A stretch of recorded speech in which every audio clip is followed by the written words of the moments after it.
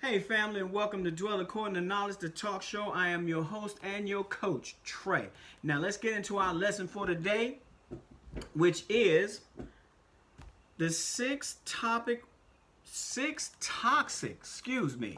relationship habits most people think are normal. Okay, I know we've all been in relationships. I know we all think we got things going on. We all think that some of the stuff that we've done is normal. But I'm here to tell you that there's some things that are going on in relationships that are not normal. Now there are more than six. I just kind of picked out six. This is going to kind of be a little bit lengthier than my other ones, but the reason why is because, I'm going to tell you exactly what it is. I'm going to tell you what it is. I'm going to tell you why it's toxic, and then I'm going to tell you what to do in it. I'm going to tell you as quickly as possible, okay? All right, let's jump into number one. One of the toxic relationship habit is the relationship scorecard. Ooh, yeah. That's when you are playing, in my, and some of my relationship is called tit for tat. You're keeping score. How much stuff, how much low, how many times you didn't do something, or, well, you did 10 things. Well, I only did 6 things. So yeah, I'm beating. Look, that's not a way to hold on to a relationship. And I know this for a fact because I used to do it. Okay? Now, the keeping score phenomenon is when someone you're dating continues to blame you for past mistakes you made in the relationship. Okay? Now, if both people in a relationship do this, it devolves into what I call the relationship scorecard, where it becomes a battle to see who has screwed up the most over months, years, days, or thereby who owes the other more. Okay? Now, why it's toxic. The relationship scorecard develops over time because one or both people in a relationship use past wrongdoings in order to try and justify current righteousness. You understand? And this is what I found out, okay? This is a double whammy of what's called suckage, which means it is just not good, okay?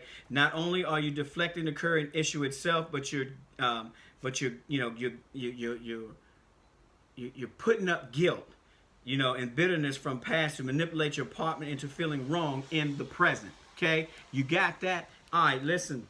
The bottom line is, and I'm going to tell you what you should do instead. Just cut it out, right? But I wrote some other stuff in here too. You have to deal with the issues individually as they come, unless they are legitimately connected. Okay, so let's get business on that. If someone habitually cheats, then that is obviously a recurring problem. But the fact is, that she embarrassed, you embarrassed your mate back in 2010, and now that she's got sad and ignored you today, has nothing to do with each other. Okay, so just because somebody messed you up back in 2010 and through 2020, we don't need to be bringing that back up. You know what I mean? So that's just pretty much how it is. And if you don't accept, you're ultimately not accepting them. So if something bothered you that much a year ago, 10 years ago, or whatever, you should have dealt with it back then. You understand? All right, great. Let's get to number 2. Dropping hints and other aggressive, it's called passive aggressive behavior. Okay, and what that means is, instead of stating a desire or thought overtly, your partner tries to nudge you in the right direction of figuring it out for yourself. Instead of saying what's actually upsetting you, you find small and petty ways to piss your partner off so that you'll feel justified in complaining to them. That's something that used to be, I used to do back in the day, called silent scorn. And it's a way for me to just get back at you. And just keep stirring stuff up. You know what I mean? Because the plan, a lot of times the plan was to keep drama going so I could leave anyway. So, and this is a lot of stuff that people do, and it's toxic. It really is, okay? So let's not try to practice that. Now, why is it toxic? Because it shows that you two are not comfortable communicating openly and clearly with one another, okay? That's the bottom, and that's what it was for me. And a person has no reason to be passive aggressive if they feel safe expressing any anger, insecurity, or whatever it is in the relationship that may be bothering them, okay? And a person will never feel need to drop hints if they feel likely they won't be judged or criticized Bottom line is, I should feel safe communicating with you on any level. You got that? All right, now, now of course, I just told you. Now, the way to knock that out: state your feelings and desires openly, and make it clear to the other person it's not necessarily responsible or obligate them, but that you love to have their support. If they love you, they'll be able to give it. You got it? All right, let's move on to number 3. Holding a relationship hostage. Now, this one used to be a real whammy in relationships. It's very, very toxic.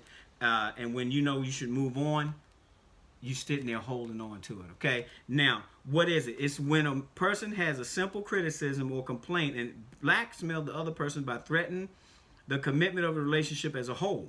For instance, if someone feels like you've been cold to them, instead of saying, I feel like you're being cold sometimes, they'll say, I can't date someone who is cold to me all the time. You see the difference? Yeah, there's a difference. I can't date anyone, but not moving on. So you holding hostage, okay? And there's another way of doing that as well, and that's always using your past in bad relationships, and expecting the person in a new relationship to kind of not do this or make mistakes or any of that kind of stuff, okay? Now, why is it toxic? The emotional blackmail, and it creates tons of unnecessary drama. You got that? Drama? Yeah. Every minor hiccup in the flow of a relationship results in a perceived common crisis, commitment crisis, actually. It's crucial for both people in the relationships to know that negative thoughts and feelings can be communicated safely to one another, without it threatening the relationship itself. Otherwise, people will suppress their true thoughts and feelings, which can lead to an environment of distrust, manipulation, the eggshell effect that we talk about in there as well. And what we should do, of course, is always keep up open line of communications, be trusting, and be able to be comfortable with being able to talk to your thing. It's fine to get upset at your partner, or to not like something about them or what they said. That's called being a normal human being. But understand that committing to a person and always liking a person are not the same. You got that? Okay. One can be committed to a person and not like everything about them. One can be eternally devoted to someone, yet actually be annoyed and angered by their partner at times. That happens in every relationship, okay? Now, on the contrary, two partners who are capable of communicating feedback and criticism towards one another only without judgment or blackmail, okay, will strengthen their commitment to one another in the long run. So it's a thing of keeping the line of communication. Learn how to communicate with your partner. And that's pretty much what I'm trying to tell you. All right, number 4, blaming your partner for your own emotions. No one is responsible for how you feel about anything. You get that? No one is responsible except for you about how you feel. Now, especially when you go and start hiding the effect, you know what I mean? Like going in back of your room or something like that, or if you're living in 2 different places, or I'm going home and you ain't saying anything for the next 2 or 3 days, and when you do talk, you short. You know what I mean? All right.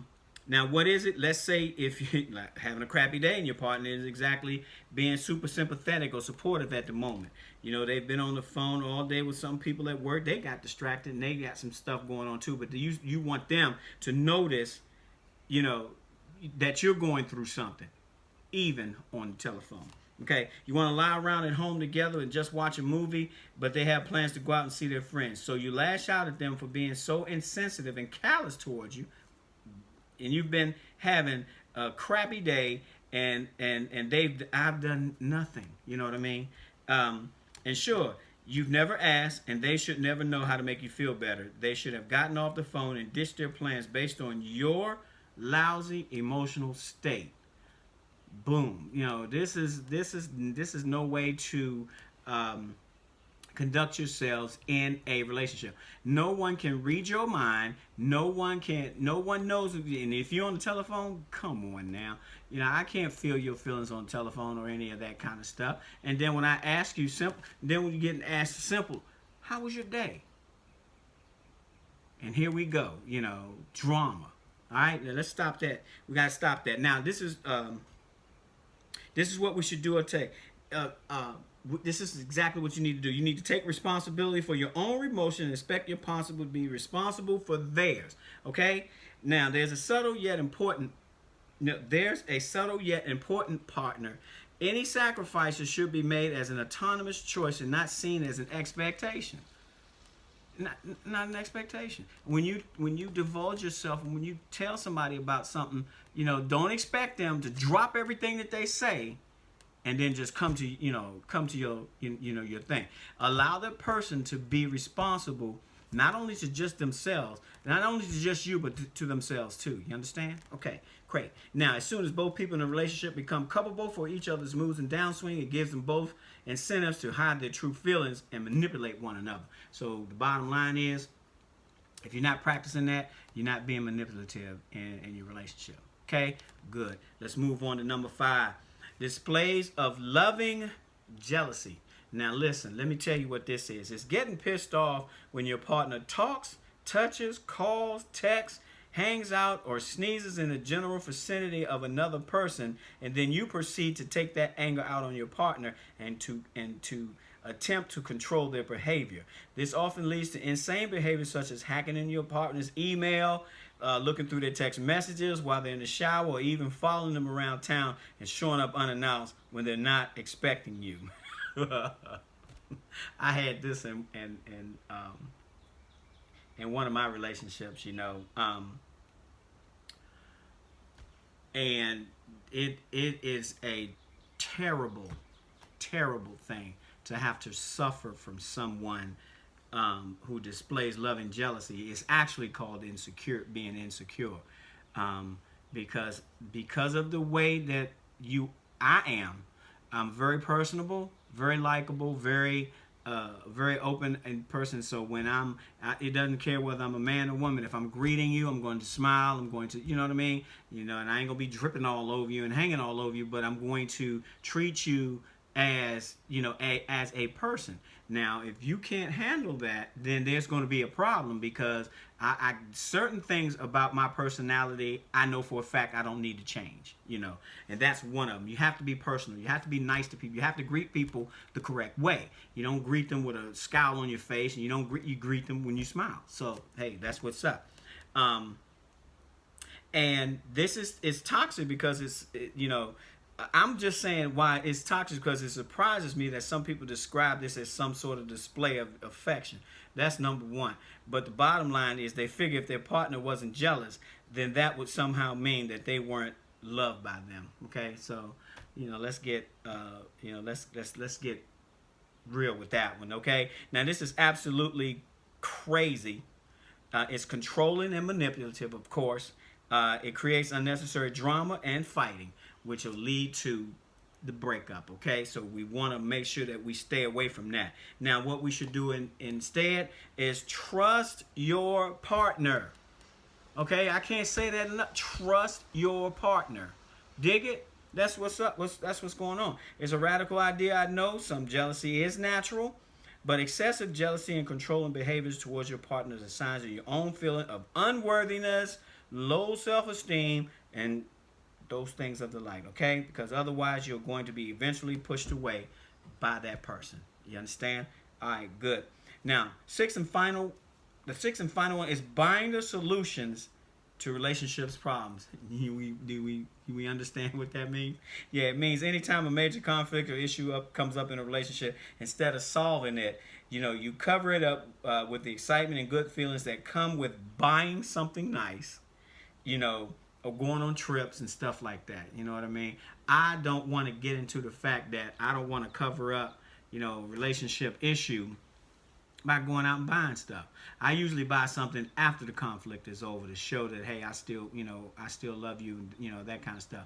But not when not just to say, if you can't agree to disagree, but it's going on, you don't want to deal with it, so you go out and buy something. You know what I mean? Thinking that's going to help, but it's not. Now, why is it toxic? Not only does it brush the real problem under the rug, where it will always reemerge and even get worse over time, because anything you sweep up under the rug, eventually, you'll get that little buildup in the rug. You know what I'm saying? But it sets an unhealthy precedent or tone, within the relationship. Okay, so let's not, and it's not gender specific. Men and women, pretty much do it. So we need to kind of take a look at that and say, hey, let's not do this. Let's make sure that we're getting our stuff together, because we are mature adults. Okay, now what you should do instead, actually, to deal with that problem. If trust was broken, say I'm sorry, do what you have to do, and do what you need to do to rebuild it, okay? Someone feels ignored, unappreciated, talk about ways to restore the feelings and feelings of appreciation. Just, communicate. A lot of people keep thinking that communication is always jacking and rounding your mouth and stuff like that, but a lot of times it's not. And I'll get into that in other videos, because a lot of times men will communicate with you in a whole lot different manner than just verbalizing. Okay, all right. There's really nothing wrong with doing nice things, but we don't want to use them to cover up an issue that we have in a relationship. Okay, all right. Well, I hope you got something from that. Like, if you like what you heard, please subscribe, like it, and share it, and I'll see you in the next video.